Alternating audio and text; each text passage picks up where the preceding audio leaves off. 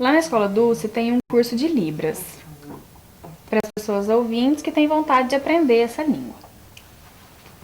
E eu sempre no módulo 1 tem um professor ouvinte, que é bilíngue, e a professora surda. Os dois juntos. Por que isso? Porque o professor ouvinte, ele consegue explicar melhor a teoria. E o professor surdo treina a prática da língua de sinais. A prática é própria do surdo, porque ele conhece profundamente os sinais. Então, como que é essa aula? Eu treino a parte prática e começo com o alfabeto. A, B, C, D, depois os números. Curso bem básico. E aí, depois quando eles já conseguiram aprender um pouco, aí eles passam para o módulo 2. Também junto com o professor ouvinte. Aí depois quando começa no módulo 3, o professor ouvinte sai. E aí fica sozinho um professor surdo, só com a língua de sinais. E eu percebo que algumas pessoas têm realmente interesse em aprender a língua de sinais. Mas algumas pessoas já viram na televisão, veem a legenda que tem um intérprete, olham, falam, nossa, que legal, então vão fazer o curso. E também tem algumas pessoas que têm na família algum surdo, e aí eles querem tentar se comunicar com esse surdo. Porque a maioria tem dificuldade de comunicação e não consegue. Aí eles vão para o curso para aprender um pouco da língua de sinais.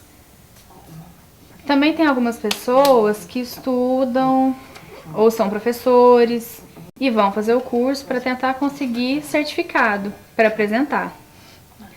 Mas não entendem assim, qual que é a importância mesmo da língua de sinais para o surdo.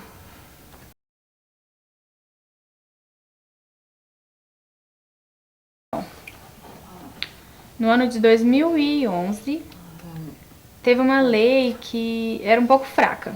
O que aconteceu? Eu morava em Uberaba, e Uberaba não tinha uma escola especial.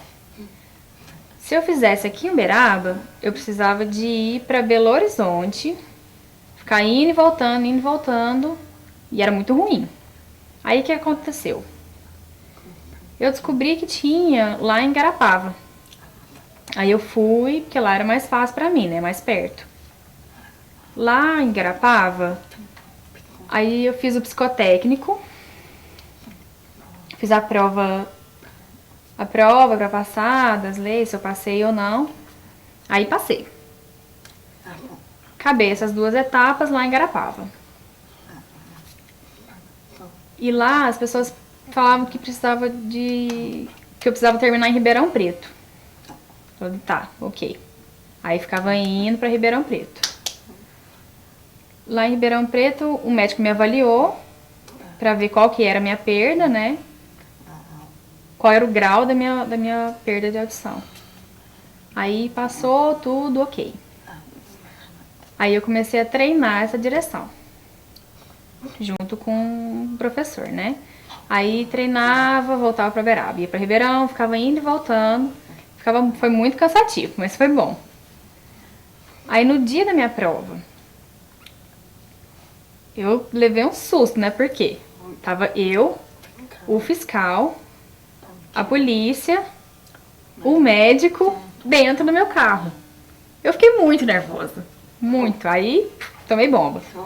De novo, comecei a treinar. Na segunda prova, também fiz de novo as mesmas pessoas. Aí eu fiquei muito nervosa, bomba de novo. De novo, treinei. Ok. Na terceira prova que eu fiz, eu tive sorte, porque tinha um surdo. Aí eu acalmei. Aí a gente sentou junto e eu passei. Então, vocês viram que é um pouco difícil, né? Eu ficava indo, tive que ir para outra cidade. Agora aqui em Uberaba já tem, mas parece que a prova mesmo especial precisa ir para Belo Horizonte. E as pessoas não acreditam. Como assim que um surdo dirige? O surdo é igual um ouvinte. Ele faz tudo que um ouvinte faz. Menos o quê? Ouvir.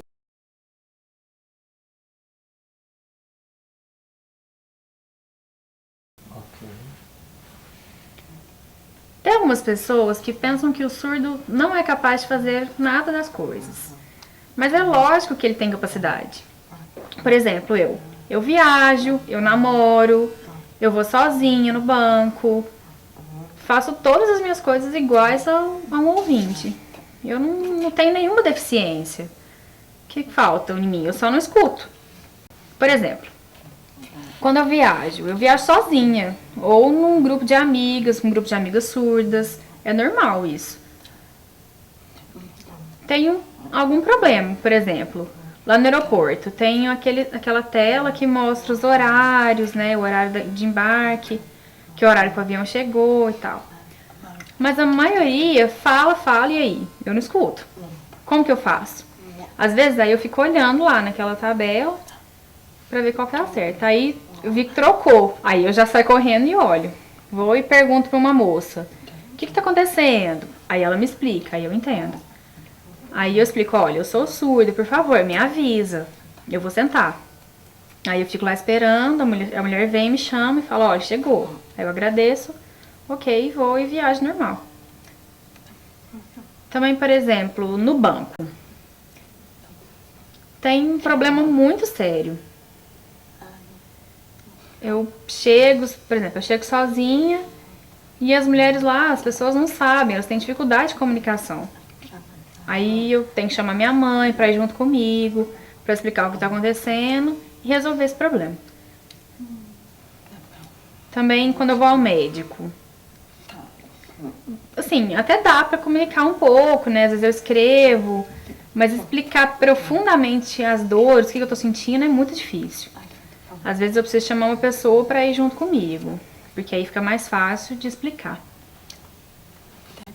Dentista, por exemplo, aí não tem problema, né? É fácil, porque só mostra a boca, ele olha e pronto, acabou. Mas agora, tem uma lei que fala que precisa que as pessoas saibam Libras, ou que tenha um intérprete em qualquer lugar.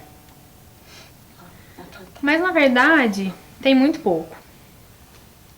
Infelizmente. Recuso-me a ser considerada excepcional, deficiente. Não sou. Sou surda. Para mim, a língua de sinais corresponde à minha voz. Os meus olhos são os meus ouvidos. Sinceramente, não me falta nada. É a sociedade que me torna excepcional. Emanuele Labori.